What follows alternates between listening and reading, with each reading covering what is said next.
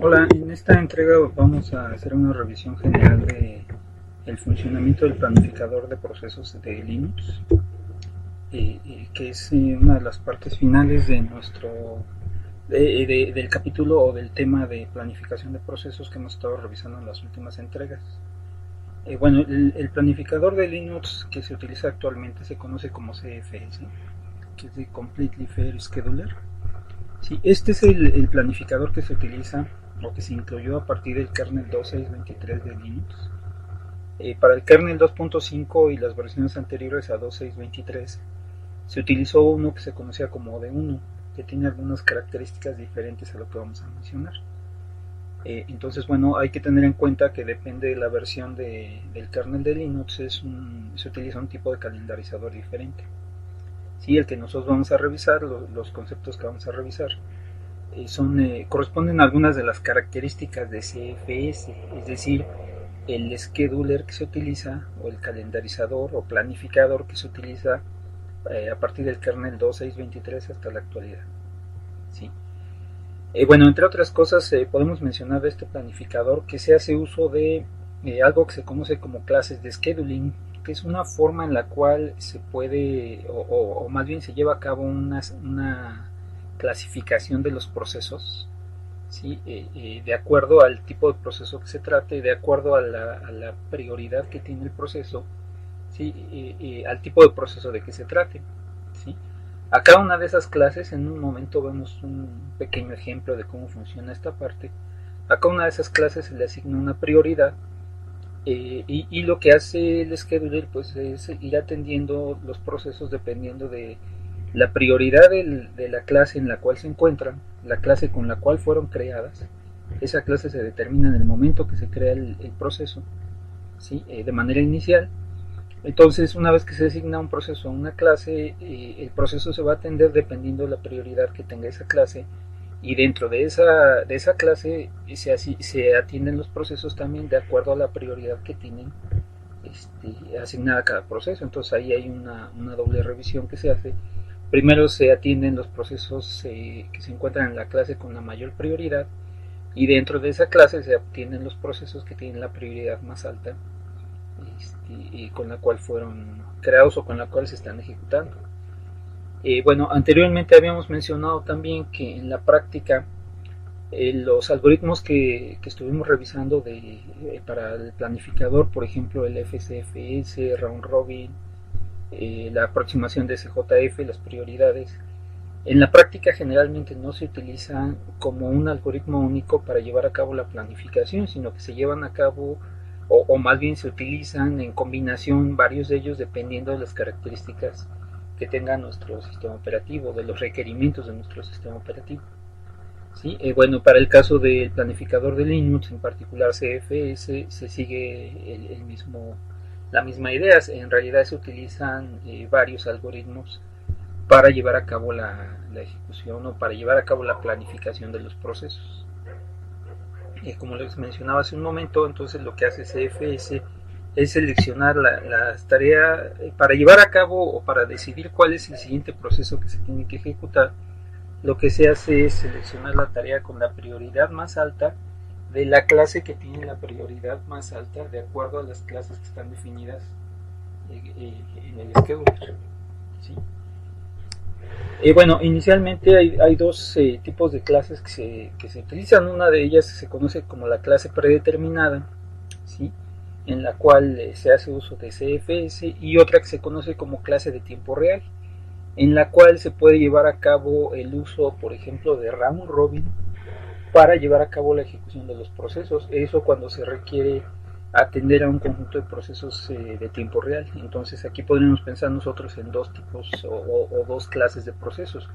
Unos que serían los procesos normales, el tipo de procesos que ejecutan ustedes todos los días en su sistema, y otro que también puede ejecutar Linux, que son los procesos de tiempo real a los cuales se le asigna una clase, ¿sí? Que se conoce como clase de tiempo real, la cual además esta clase tiene una prioridad más alta que la clase predeterminada o la clase que utilizan ustedes normalmente. Entonces los procesos se pueden dividir en estas dos clases, y dentro de cada una de las clases se puede llevar a cabo la ejecución de un algoritmo diferente. Por ejemplo, aquí se lleva a cabo la ejecución de CFS, que es precisamente el scheduler que estamos mencionando, y para atender los procesos de tiempo real se utiliza un algoritmo diferente. Por ejemplo, se puede utilizar round robin, ¿sí? Y de lo que mencionaba hace un momento, entonces lo que hace Linux, en este caso el kernel de Linux, para el caso del scheduler es los procesos que se encuentran en la clase predeterminada, ¿sí? Es decir, procesos de usuario, también dentro de la clase tienen asignada una prioridad. Entonces los procesos se atienden primero, atendemos la clase de mayor prioridad, es decir, vamos a ver si hay procesos de tiempo real que sea necesario ejecutar. Una vez que se atendieron, ¿sí? Ahora vamos a llevar a cabo la ejecución de los procesos que están en la clase predeterminada, comenzando o dándole preferencia a los procesos con mayor prioridad. Sí, hay algunos detalles importantes aquí, interesantes, que también se implementan en CFS, por ejemplo, para evitar la inanición, para garantizar que cualquier proceso, aunque tenga la prioridad más baja de todo el rango que se maneja, en algún punto podemos garantizar que se puede ejecutar. Sí, en un momento mencionamos esta parte. Entonces, bueno, un primer acercamiento, ¿sí? Esto en realidad no es, no representa realmente la forma en la cual se organizan los procesos. En el caso de Linux, en realidad se hace uso de una estructura diferente. Bueno, se hace uso de un árbol, en un momento también lo mencionamos. Pero podríamos visualizar esto que acabamos de mencionar de esta forma. Tenemos nosotros dos clases, entonces vamos a tener nosotros dos colas de procesos. En la práctica, en realidad estas no son colas, son árboles. Sí, ahorita lo comentamos. Pero bueno, podemos considerarlo esto como una primera aproximación. Entonces tenemos dos clases definidas. Una que es la clase predeterminada, donde vamos a colocar todos los procesos de usuario, por ejemplo, la mayoría de los procesos del sistema operativo incluso. ¿Sí? Y tenemos otra que es la clase de tiempo real, en la cual vamos a tener procesos que además, todos ellos, cualquiera de estos, va a tener una prioridad más alta que los que tenemos aquí. ¿Sí? Entonces, la forma en la que funciona el scheduler es la siguiente. Lo que va a hacer el scheduler de Linux, aquí esta flecha en realidad más o menos sale sobrando, ahorita lo comentamos. ¿Sí? Lo que hace entonces el scheduler es lo siguiente. Primero dice, a ver, vamos a ver si hay procesos que se encuentran en este momento en la clase de tiempo real que estén pendientes de ejecución. Y entonces a estos procesos se les va a dar prioridad. Y aquí adentro, por ejemplo, se puede determinar si, por ejemplo, que la ejecución se lleve a cabo utilizando un round robin, no necesariamente prioridades, que también se podría hacer. Pero, por ejemplo, una de las posibilidades es utilizar round robin para llevar a cabo la ejecución de estos procesos de tiempo real. Una vez que estos procesos se atienden, si se acuerdan lo que habíamos comentado acerca de el manejo de scheduling haciendo uso de colas de prioridades, es más o menos el mismo concepto, el mismo principio que se aplica en este caso. Es decir, en este caso tendríamos nosotros un conjunto de procesos con una prioridad muy alta, otro conjunto de procesos con una prioridad más baja que los de tiempo real, pero a su vez dentro de la clase predeterminada también están definidas prioridades, que es la manera en la cual ustedes han visto la ejecución de procesos en los sistemas que usan todos los días. Entonces primero se atiende la cola con la mayor prioridad, la clase en este caso con la mayor prioridad. A continuación se atienden los procesos que se encuentran en la clase predeterminada, ¿sí? Y aquí es donde realmente CFS, el scheduler de Linux, lleva a cabo su trabajo. Entre otras cosas, por ejemplo, pues aquí se consideran prioridades y los procesos con la mayor prioridad, que está representada generalmente por los valores más pequeños, suponiendo por ejemplo que esta es su prioridad, este sería el primer proceso que se ejecutaría. A continuación los siguientes procesos con la siguiente prioridad, y así continuamos, ¿sí? A grandes rasgos ese es más o menos el funcionamiento. Bueno, hay algunos otros detalles importantes acerca de CFS.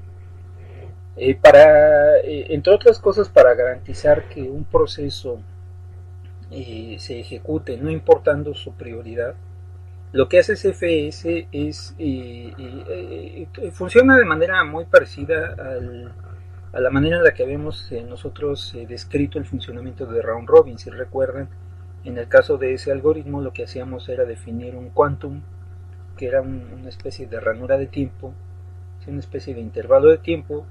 Definíamos un quantum, ¿sí?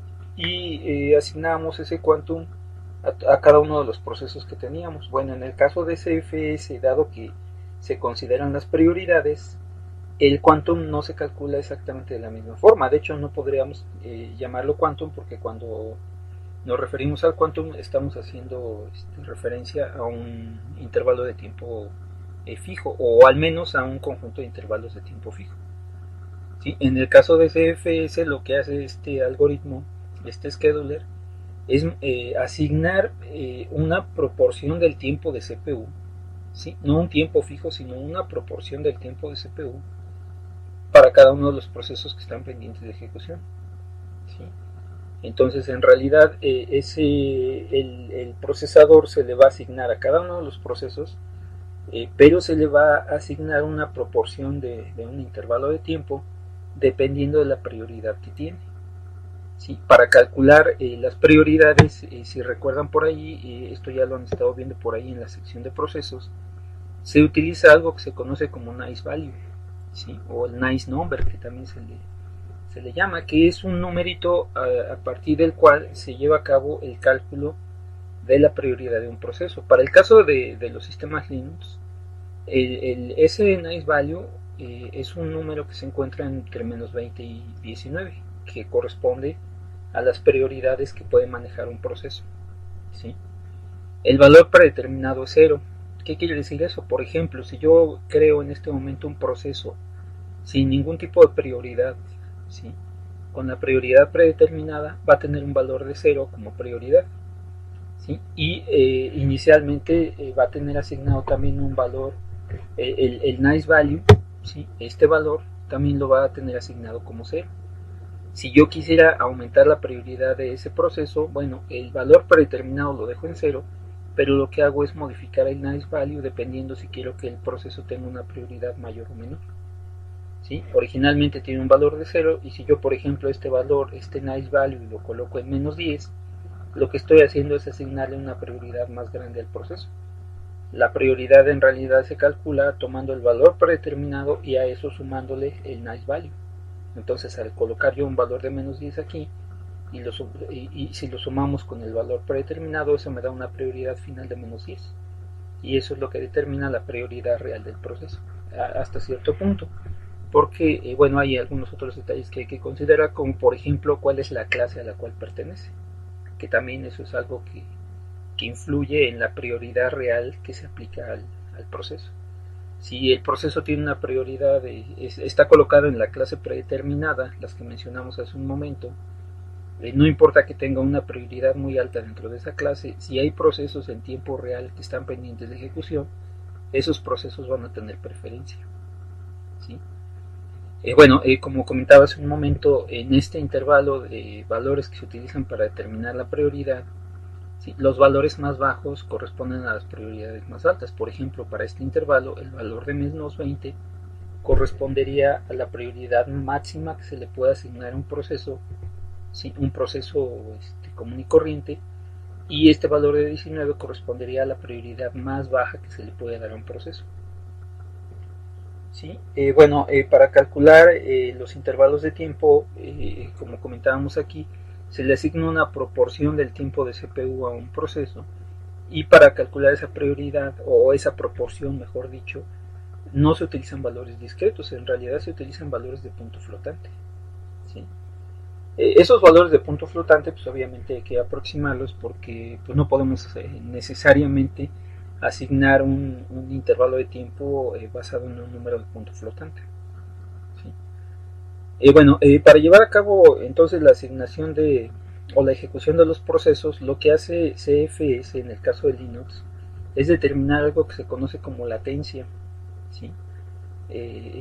Para llevar a cabo la ejecución de los procesos. En inglés pueden encontrar ese término de esta forma, como target latency, ¿sí? O la latencia objetivo, por ejemplo, podríamos llamarlo. Nosotros lo vamos a llamar latencia, que es la manera en la que lo manejan la mayoría de los textos. La latencia no es otra cosa más que un intervalo de tiempo que se establece, ¿sí?, en el cual lo que vamos nosotros a solicitar al scheduler es que en ese intervalo de tiempo nos garantice que se lleva a cabo la ejecución de todos los procesos que estén pendientes de ejecutarse, ¿sí? No es otra cosa más que un intervalo de tiempo, ¿sí? Aquí hay que considerar algunos detalles importantes. Por ejemplo, yo podría establecer un intervalo de tiempo de 50 milisegundos, por ejemplo, ¿sí? Hay que tener en cuenta, si recuerdan, por ahí habíamos revisado las diferentes latencias que se tienen cuando se lleva a cabo la ejecución de procesos. Entre otras, por ejemplo, había que considerar la latencia del despachador. Si yo defino, por ejemplo, una latencia muy pequeña, ¿sí?, vamos a suponer que tenemos dos procesos. Yo defino una latencia de 10 milisegundos, ¿sí? Bueno, en principio ese intervalo de tiempo de 10 milisegundos tendría yo que repartirlo entre los dos procesos. Suponiendo que los dos procesos tienen la misma prioridad, pues a cada uno de los procesos le debería corresponder un intervalo de 5 milisegundos.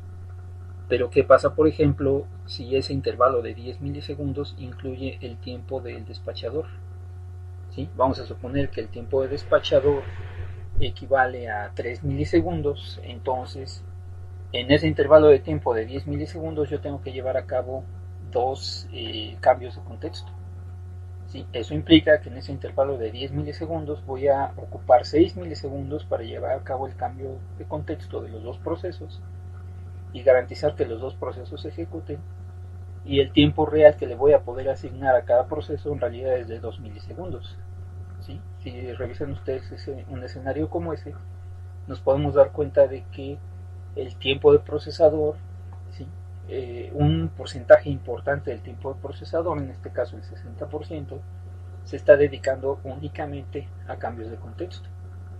Entonces, bueno, para evitar ese tipo de cosas, entre otros detalles que se pueden presentar, para determinar esa latencia se establece además un periodo mínimo en el cual se puede determinar la latencia. Es decir, podemos nosotros establecer, por ejemplo, que si el cambio de contexto me toma 3 segundos, entonces, por ejemplo, la latencia no puede ser menor a 30 milisegundos, por ejemplo, ¿sí? Suponiendo que si llevo a cabo un cambio de contexto solamente, pues en el peor de los casos voy a perder el 10% del tiempo de procesador solamente en cambios de contexto, por ejemplo.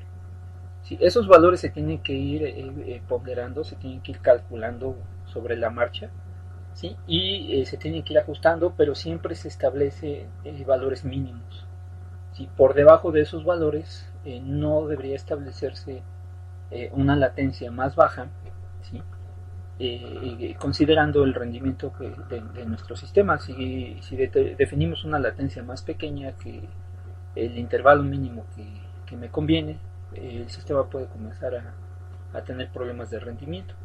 Esos intervalos mínimos, por ejemplo, uno de ellos se conoce como la granularidad mínima, que quiere decir cuál es el intervalo de ejecución más pequeño que yo podría definir para un proceso.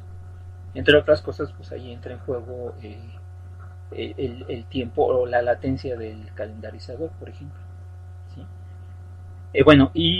De acuerdo a lo que hemos comentado por aquí, que a cada uno de los procesos se le asigna una proporción del tiempo de CPU, esa proporción precisamente se calcula con base en la latencia elegida, ¿sí? Si quisiéramos ver un ejemplo muy simple, un ejemplo muy sencillo, ¿sí?, podríamos revisar este esquema. ¿Sí? Vamos a suponer que tenemos únicamente dos procesos. Esta es una línea de tiempo, ¿sí?, y yo tengo establecido en este momento una latencia de 20 milisegundos. ¿Sí? ¿Eso qué quiere decir? Bueno, pues que en ese intervalo de 20 milisegundos tengo que garantizar, ¿sí?, que el scheduler permite la ejecución de estos dos procesos, que son los que se encuentran listos para ejecutarse. ¿Sí? Entonces lo que tenemos que hacer nosotros es repartir ese espacio de 20 milisegundos entre los dos procesos, tomando en cuenta la prioridad de los procesos. ¿Sí? Bueno, un cálculo muy burdo, un cálculo inicial que podríamos hacer, muy rudimentario, ¿sí?, sería el siguiente. Vamos a suponer que tenemos entonces estas dos tareas, la tarea 4 y la tarea 8, que corresponden a los dos procesos que estamos considerando en esta cola de procesos. ¿Sí? El proceso 4 tiene una prioridad inicial de 0, el proceso 8 o la tarea 8 tiene una prioridad de 0 y el nice value para los dos es de 0, es decir, su prioridad real, ¿sí?, en este ejemplo sencillo es de 0. ¿Sí? Entonces, como ambos procesos tienen exactamente la misma prioridad, pues entonces yo lo que voy a hacer es esa latencia, ¿sí?, o ese intervalo de tiempo que determina la latencia, lo que voy a hacer es dividirlo en dos partes iguales, de tal forma que, pues en principio, a cada uno de los procesos le voy a asignar 10 milisegundos de acuerdo a la latencia que me están indicando aquí. ¿Sí? Entonces ese intervalo de tiempo, pues en principio lo divido en dos partes iguales de 10 milisegundos. Aquí hay que tener en cuenta que no estoy considerando el tiempo o la latencia del despachador. ¿Sí? Ese es un tiempo que habría que descontar de esa latencia de 20 milisegundos. Pero en principio, si no consideramos esa latencia, pues a cada uno de los procesos le correspondería un intervalo de tiempo de 10 milisegundos. Ahora, ¿qué pasa si, por ejemplo, yo tengo un escenario diferente, por ejemplo, con esos dos mismos procesos, pero en este caso tengo el proceso 4 con una prioridad predeterminada de 0, pero con un nice value de 10, perdón, de menos 10. Y el proceso 8 lo tengo con una prioridad de 0 y un nice value de 0. ¿Sí? En este caso, si se fijan, al sumar la prioridad predeterminada con el nice value, lo que obtengo es que la tarea número 4 tiene una prioridad real de menos 10, es decir, tiene una prioridad mucho más alta que el proceso 8. ¿Sí? Vamos a suponer, por ejemplo, que ese valor de menos 10 correspondiera a una prioridad el doble de alta que para el proceso, para la tarea 8. ¿Sí? Bueno, en ese caso lo que tengo que hacer es calcular cuál es la proporción que le corresponde de ese intervalo de 20 milisegundos a la tarea 4 de acuerdo a esa prioridad.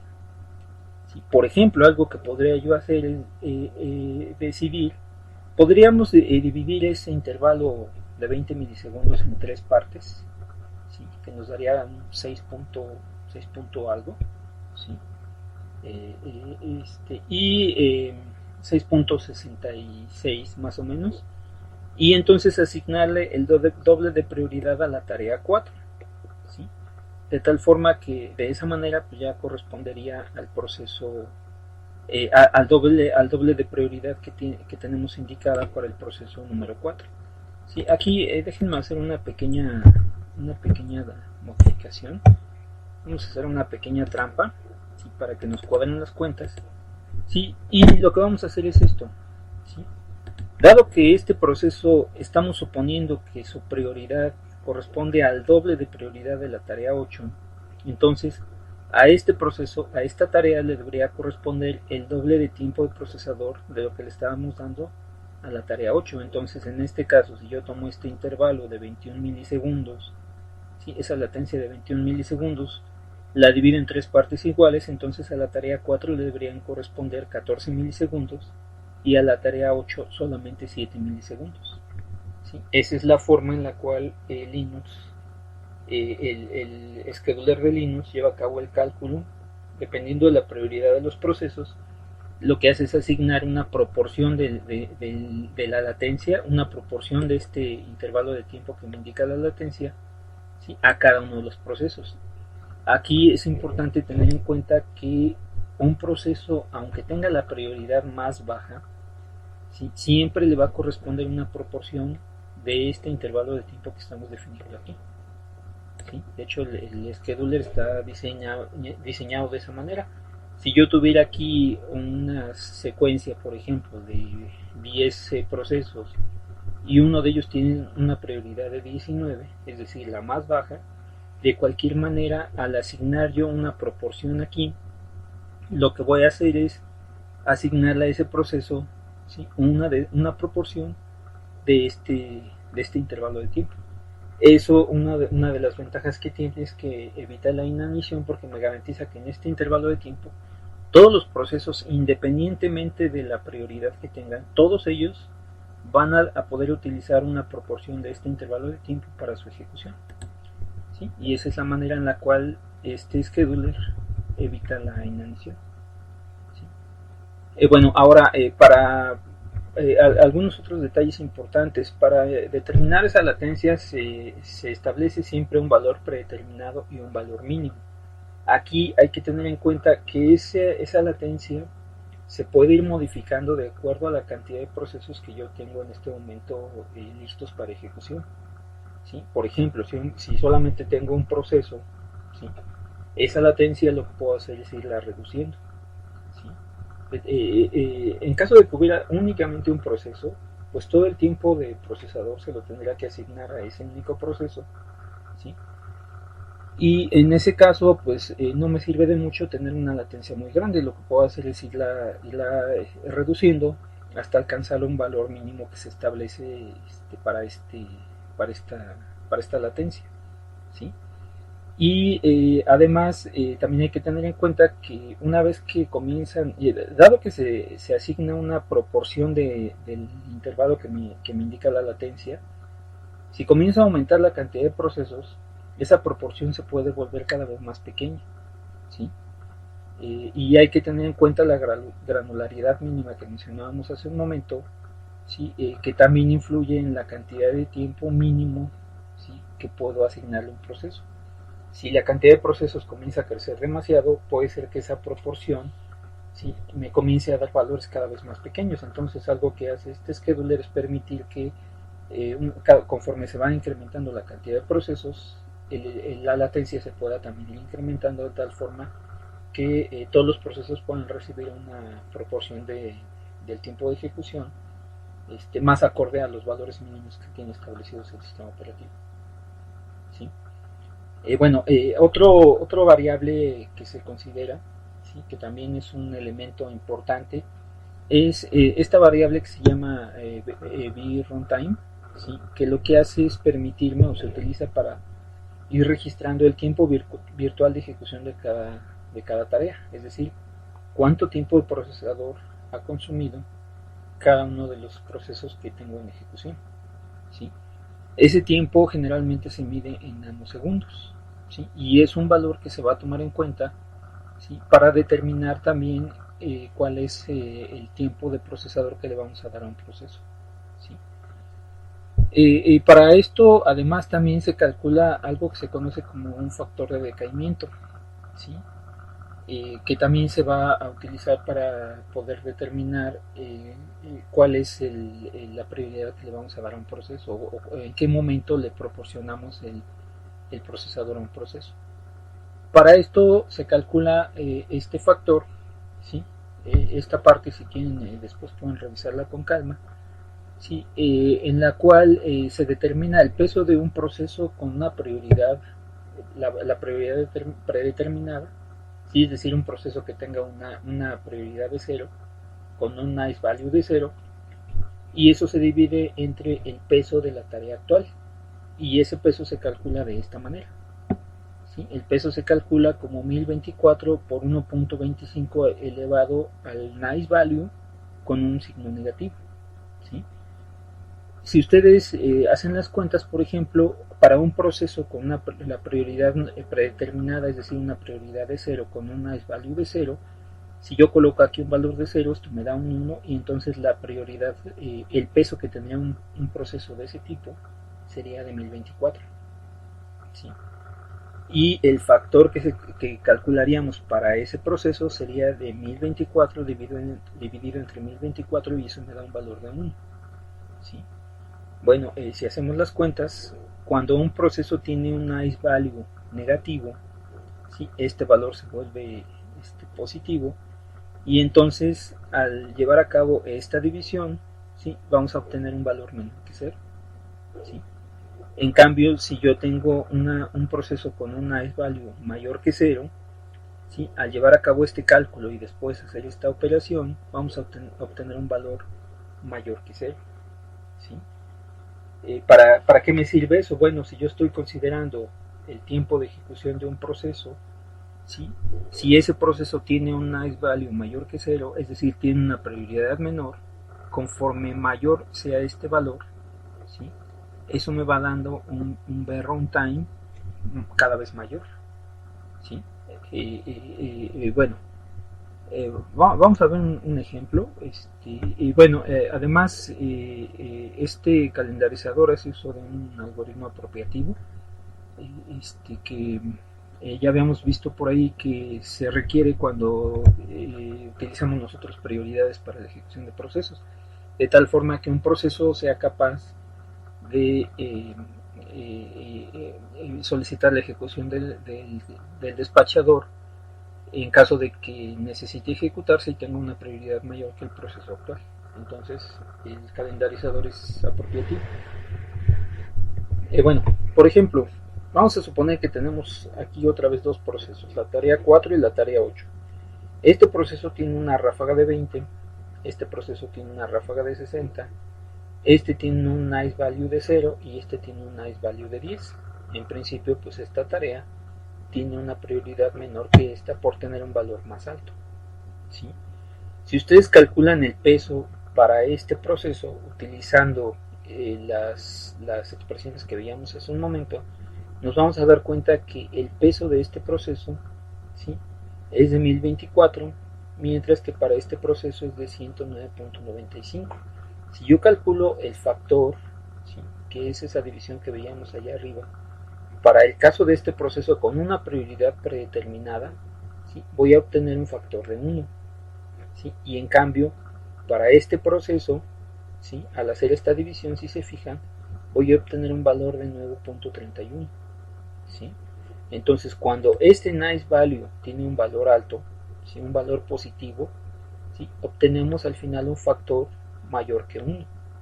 ¿Sí? Si este proceso tiene el nice value de 0, que es el predeterminado, obtenemos un factor de 1. Y si este valor fuera negativo, al hacer esta cuenta voy a obtener aquí un valor menor que 1. ¿Sí? Y entonces para un proceso con una prioridad menor a 0, con un nice value menor a 0, este factor me indica un valor menor a 1, y para valores mayores que 0 me indica cada vez valores más grandes. Por ejemplo, en este caso me indica un 9.31. ¿Sí? Entonces lo que hace el scheduler es llevar a cabo estos cálculos, y con base en este tipo de valores lo que hace, entre otras cosas, con base en este tipo de valor lo que hace es determinar la prioridad de cada uno de los procesos que tenemos por ejecutar. ¿Sí? Entonces ese es uno de los cálculos que se llevan a cabo. Otro detalle que es importante también tener en cuenta es que cada vez que un proceso o cada vez que un hilo lleva a cabo la ejecución, hace uso del procesador por un intervalo de tiempo, como se muestra aquí. Ese intervalo de tiempo se tiene que ir agregando al tiempo virtual de ejecución, ¿sí?, es decir, a esta expresión. ¿Sí? Una de las ventajas que tiene esto es la siguiente. ¿Sí? Antes de eso, perdón. Por ejemplo, en este caso vamos a suponer que este proceso tiene una ráfaga de tamaño 60 y este proceso tiene una ráfaga de tamaño 20. Vamos a suponer que los dos tienen el mismo nice value, entonces aquí voy a hacer un cambio muy rápido. ¿Sí? Este no lo voy a considerar ahorita, y este valor, como vimos acá, al tener el mismo nice value, pues este valor va a tener voy a obtener como resultado un 1 aquí. Sí, ahorita ignoren esta parte, por favor. ¿Sí? Entonces tenemos dos procesos, este con una ráfaga pequeña, este con una ráfaga más grande. ¿Sí? Los dos tienen el mismo nice value, entonces en principio tienen la misma prioridad. ¿Sí? El peso para los dos va a ser de 1024 porque los valores que tienen son los mismos, y el factor va a ser de 1. En principio pues los procesos son iguales. ¿Sí? Aquí el detalle importante es el siguiente. Déjenme reducir un poco esta ráfaga. Vamos a suponer que este tiene una ráfaga de 10. Entonces los dos tienen la misma prioridad. Vamos a suponer que este proceso se ejecuta primero y en 10 milisegundos, ¿sí?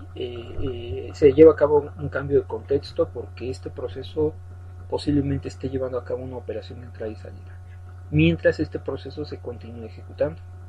¿Sí?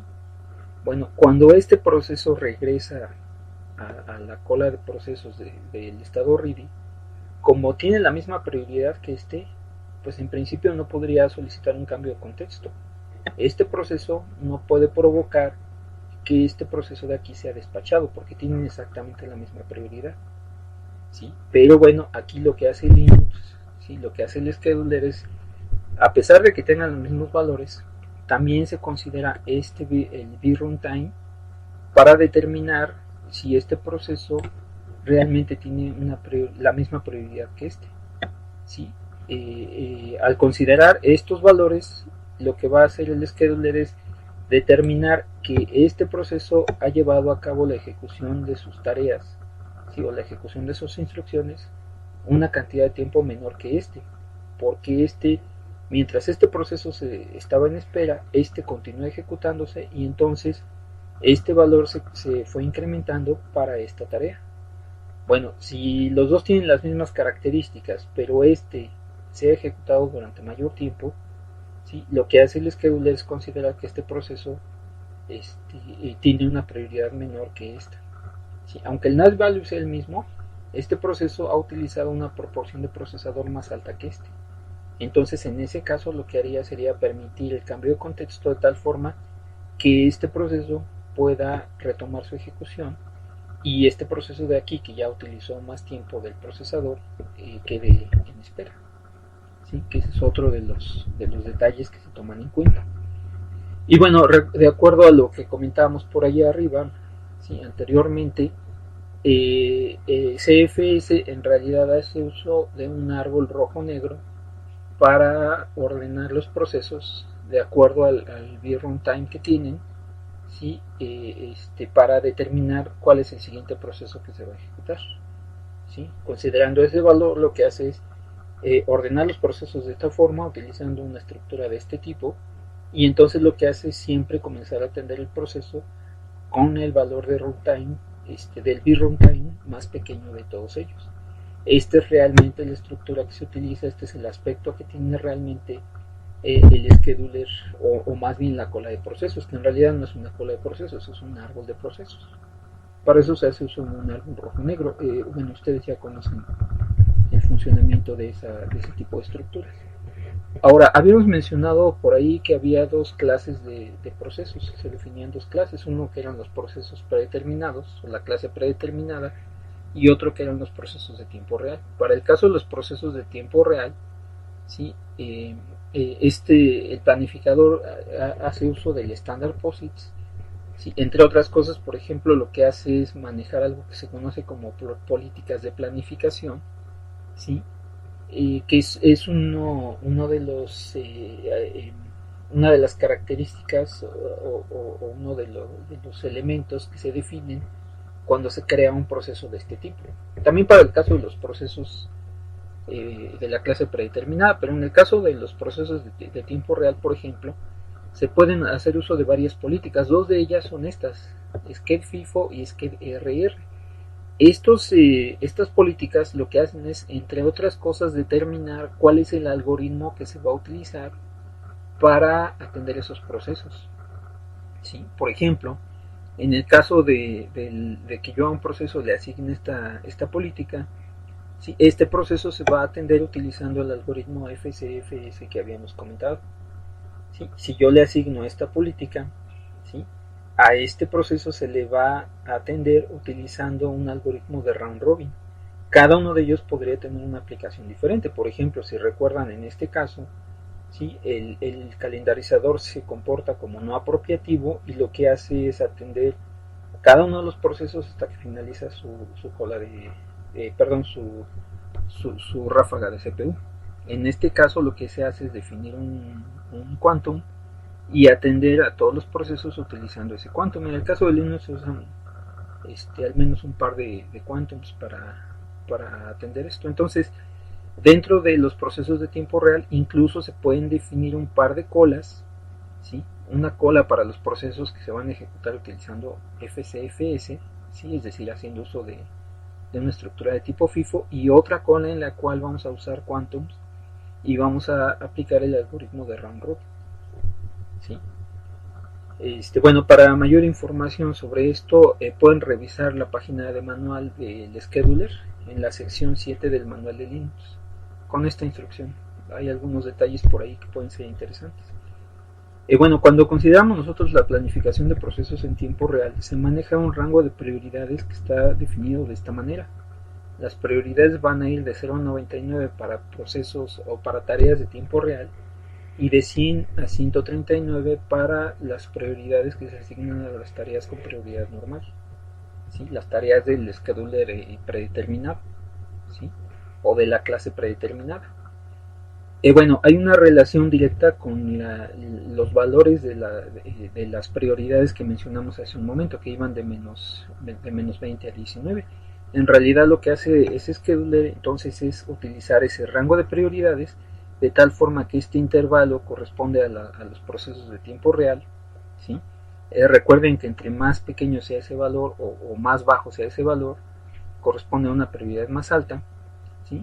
Este rango entonces se utiliza para los procesos de prioridad o los procesos de tiempo real, y este otro intervalo se utiliza para los procesos de la cola predeterminada, de tal forma que estos valores se van a mapear al intervalo menos 20 a 19 que habíamos mencionado previamente, ¿sí? Entonces esta parte no es excluyente respecto a las prioridades que se mencionaban hace un momento, ¿sí? Entonces, esas son las prioridades realmente que se utilizan, ¿sí? Sobre todo cuando estamos haciendo uso de tareas de tiempo real. Este es realmente el rango de prioridades, ¿sí? Este intervalo, recuerden, de 100 a 139, se mapea a los valores que habíamos mencionado previamente, ¿sí? Y bueno, pues eso nos permite seguir utilizando los valores definidos para las prioridades que se han venido utilizando en Linux con algunos otros esquemas. Bueno, hay otro detalle también que es importante tener en cuenta, que es el balanceo de carga, ¿sí? Este scheduler, por supuesto, considera el uso de SMP o el soporte de SMP para arquitecturas multinúcleo, ¿sí? Bueno, entre otras cosas, pues, se considera el balanceo de carga entre procesadores, que se conoce en este contexto como ecualización de la carga entre procesadores, ¿sí? Bueno, considerando que además los procesadores de la arquitectura que se está utilizando puedan soportar NUMA o puedan estar construidos utilizando NUMA, ¿sí? Ya mencionamos cómo funciona NUMA. Sí, este scheduler lo que hace es tratar de minimizar la migración de hilos, porque si recuerdan por ahí, habíamos visto que el hecho de permitir la migración de hilos, es decir, que una tarea se mueva de un procesador a otro, ¿sí? Cuando revisamos por ahí el concepto de afinidad con el procesador, ¿sí? El hecho de permitir la migración implica puede implicar problemas de rendimiento, porque puede ser que una vez que yo migro un hilo, ¿sí? En el momento que se comience a ejecutar en el procesador nuevo, se tenga que comenzar a llenar la caché con las instrucciones de ese hilo, ¿sí? Que es un hilo que es nuevo para el procesador en el cual se está ejecutando, ¿sí? Bueno, además, aquí se toma en cuenta también, para llevar a cabo la ejecución, la carga de los hilos, que corresponde a la prioridad que tiene el hilo, es decir, la prioridad que tiene el proceso al cual corresponde cuando se comenzó a ejecutar, ¿sí? Y la tasa promedio de utilización de CPU, lo que mencionábamos por ahí arriba con el runtime, ¿sí? Una de las características que podemos notar en esto es que un hilo con prioridad alta, ¿sí? Que haga mucho uso de CPU, ¿sí? O más bien un hilo con una prioridad alta, ¿sí?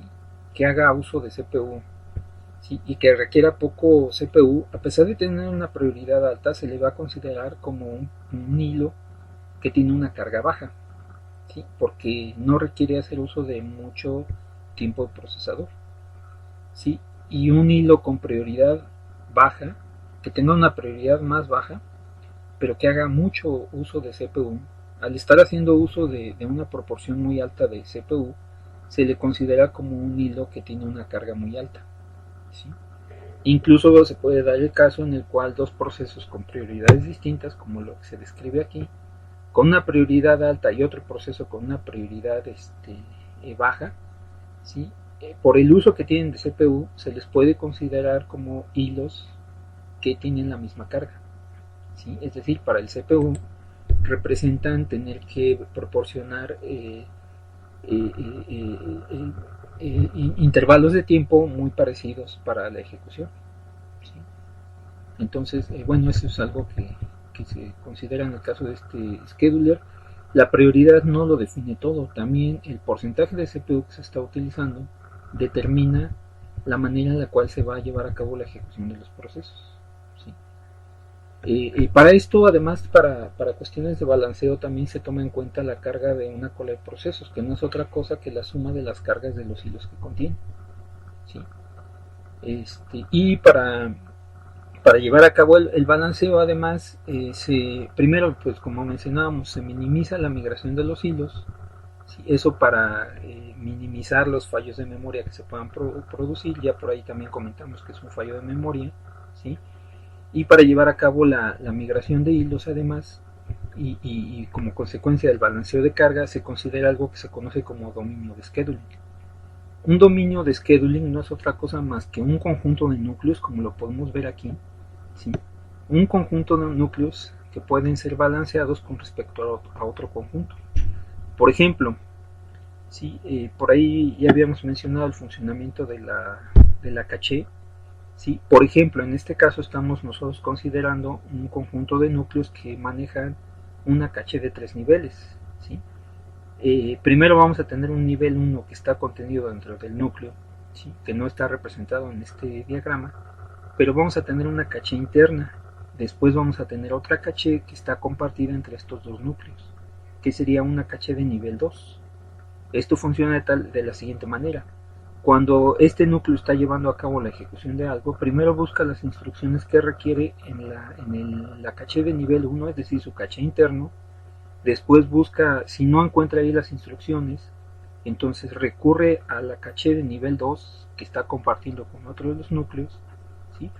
Si la información no se encuentra en ese lugar, entonces recurre a una caché de nivel 3, ¿sí? Que puede estar siendo compartida entre este conjunto de núcleos y este conjunto de núcleos, ¿sí? Entonces se puede manejar aquí una caché en varios niveles. Si las instrucciones no están aquí, entonces habría que recurrir a la memoria principal. Si las instrucciones no están en la memoria principal, entonces habría que recurrir al disco para poder recuperar la información que necesitamos. Y ese es el procedimiento que se sigue. Entonces, cuando hablamos nosotros de dominios de scheduling, estamos hablando nosotros de un conjunto de procesadores con ciertos recursos compartidos, ¿sí? Que pueden atender una serie de procesos. Lo pueden ver de esta forma: estos núcleos pueden atender un conjunto de procesos, ¿sí? Compartiendo ciertos recursos, por ejemplo esta caché, sin que se vea muy afectado el rendimiento por estar llevando a cabo la migración de hilos entre uno y el otro, ¿sí? Y por otro lado tenemos en este mismo procesador otro conjunto de procesos que también pueden llevar a cabo la ejecución de sus propios hilos, ¿sí? Y entonces el dominio de scheduling, pues son este conjunto de procesos con sus propios recursos, y el balanceo de procesos o el balanceo de hilos se lleva a cabo entre dominios de nuestra arquitectura. ¿Sí? Es decir, lo que vamos a hacer es considerar la carga que tienen estos procesadores, ¿sí? La carga de las colas de procesos que están atendiendo, y esa carga se tiene que balancear con respecto a los procesos que está atendiendo el otro dominio, ¿sí? Entonces, en el caso de los sistemas Linux, el balanceo de carga se lleva entre dominios,